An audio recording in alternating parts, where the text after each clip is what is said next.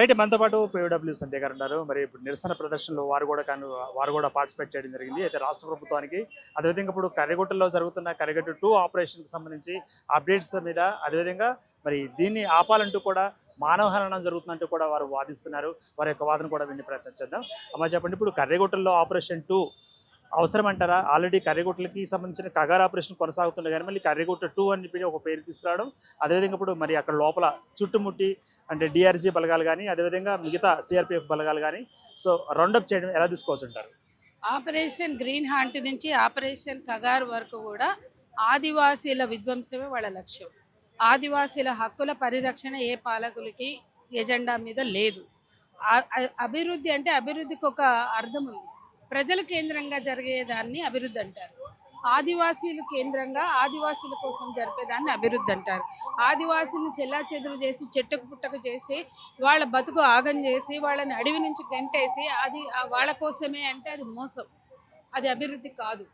అభివృద్ధి అని వీళ్ళు చెప్తున్నదంతా కూడా కార్పొరేట్ల కోసం జరిగేది, కార్పొరేట్లకు దోచిపెట్టేది.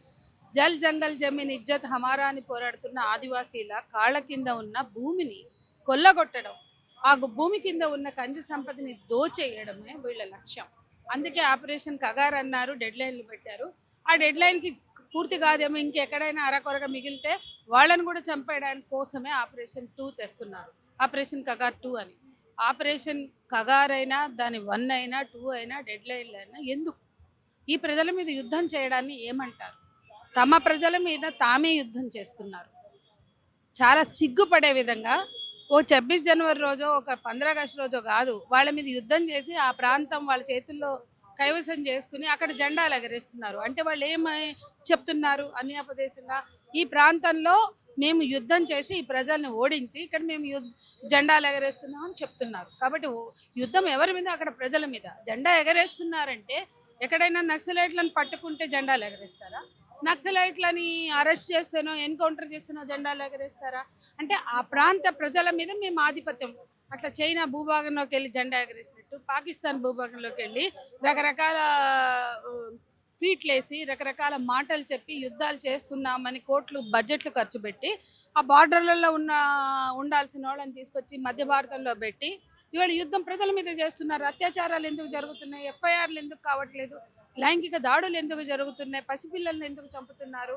అక్కడ మనుషుల్ని ఎందుకు చంపుతున్నారు? వాళ్ళ కోసం దశాబ్దాలుగా పోరాడుతున్నటువంటి ఉద్యమకారులను ఎందుకు చంపుతున్నారు? అంటే వీటన్నిటి లక్ష్యం ఒకటే, ఆ ప్రాంతాలని కార్పొరేట్ల చేతుల్లో పెట్టడం. ఇక్కడ కొత్త కాదు. దక్షిణ ఆఫ్రికాలో జరిగింది, ప్రపంచంలో అనేక దేశాల్లో జరిగింది, లాటిన్ అమెరికాలో జరిగింది. అక్కడ భూభాగాల్ని, సముద్రాలని, అడవుల్ని ఎట్లా ఊచకోతలు చేసి ఇటువంటి విధ్వంసాలకు పాల్పడి తమ స్వధీనంలోకి కార్పొరేట్లు తెచ్చుకున్నాయో భారతదేశంలో కూడా అదే చేస్తున్నాయి. మన స్వదేశీ కార్పొరేట్లు విదేశీ కార్పొరేట్లు కలగలిసి చేస్తున్న దాడి, దానికి పెట్టుకున్న పేరు ఆపరేషన్ కగార్, దానికి పెట్టుకున్న డెడ్ లైనే ఈ డెడ్ లైన్లు. ఈ డెడ్ లైన్ లోపల సాగిస్తున్న మారణ హోమమే ఈ దేశంలో సాగుతోంది. కానీ దీన్ని ప్రశ్నించలేని ఒక బలహీనత ఈ దేశంలో ఉండడం బాధాకరం, విచారకరం. ఇవాళ ట్రంప్ ఆ దేశంలో చట్టబద్ధంగా ఎన్నికైతే ట్రంప్ పెట్టిన టారిఫ్స్ని ఆ దేశ సుప్రీంకోర్టు ప్రశ్నిస్తోంది, ఖండించింది, ఆపివేయమని ఆదేశించింది. సిగ్గుపడాలి. ఈ దేశంలో చట్టాలుంటే, చట్టాలు అమలు చేసే పాలకులుంటే, ఆ పాలకులకి బుద్ధి చెప్పే యంత్రాంగాలుంటే, అందులో కోర్టులుంటే అమెరికాని చూసి సిగ్గు తెచ్చుకోవాలి. అమెరికా కోసం దాసోహం అనడం కాదు. సామ్రాజ్యవాదులకి, అమెరికాకి, లేకపోతే దోపిడీదారులకి, కార్పొరేట్లకి జీ హుజూర్ జోహుకుం అనడం కాదు, బానిసగిరి చేయడం కాదు, ఊడిగం చేయడం కాదు. అమెరికా కోర్టులు ప్రజాస్వామ్యాన్ని అక్కడ పరిరక్షించడానికి టారిఫ్లు తప్పని అమెరికా అధ్యక్షుడు ట్రంప్కు చెప్పినాయి. ఈ దేశ అమిత్ షాలకు కూడా చెప్పే కోర్టులుంటే, న్యాయ వ్యవస్థ ఉంటే,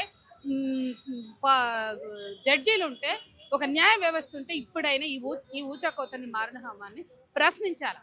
అమెరికాని అనుకరించి ప్రశ్నించడం అంటే ఇప్పుడు ఆయుధాలు పట్టుకొని అరణ్యంలో ఉండి ప్రశ్నించడం కరెక్ట్ కాదు కదా. ప్రజాస్వామ్యయుతంగా ప్రజల మధ్యలో ఉండి మరి ప్రజాస్వామ్యాన్ని ప్రశ్నిస్తే, ప్రభుత్వం ప్రశ్నిస్తే ఒక సమాధానం ఇస్తుంది కదా అన్నది ఒక ప్రశ్న. అది వాళ్ళు నిర్ణయించుకుంటారండి. అడవిలో ఎందుకున్నారు, తుపాకులు ఎందుకు పెట్టుకున్నారు, వాళ్ళని అరెస్ట్ చేయగలిగితే చేయండి. ఈ కుట్రలన్నీ ఎందుకు, ఈ దాడులన్నీ ఎందుకు? వాళ్ళ కోసం మహిళల మీద అత్యాచారాలు చేస్తారా?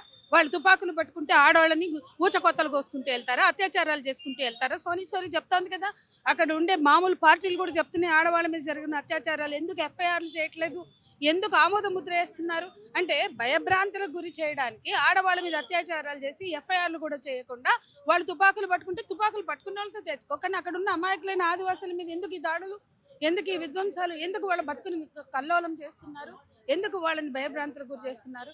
కాబట్టి ఇది స్పష్టంగా ఆదివాసుల మీద చేస్తున్న యుద్ధం.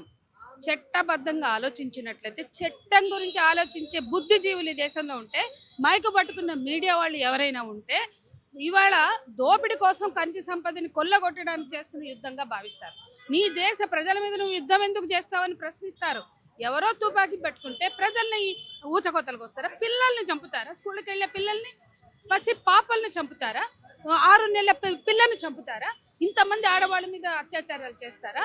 ఇది కేవలం అక్కడ ప్రజల్ని భయపెట్టడం కోసం, భయభ్రాంతులకు గురి చేయడం. ఈ దేశంలో మీడియా మాట్లాడదన్న భరోసా, ఈ దేశంలో మీడియా మేము చెప్పే కాకమ్మ కథలు నమ్ముతుంది అనేటువంటి విశ్వాసంతో పాలకులు చేస్తున్న దౌర్జన్యం. అమెరికాలో ఇవాళ కోర్టు తీర్పు వచ్చాక దాన్ని హైలైట్ చేయాలా? మరి ట్రంప్ను ప్రశ్నించగలిగే న్యాయ వ్యవస్థ మనకి లేదా? అమిత్ షా మోడీని ప్రశ్నించే న్యాయ వ్యవస్థ మనకి లేదా అనే ప్రశ్నలు సంధించాలి అనేది నేను కోరుతున్నాను.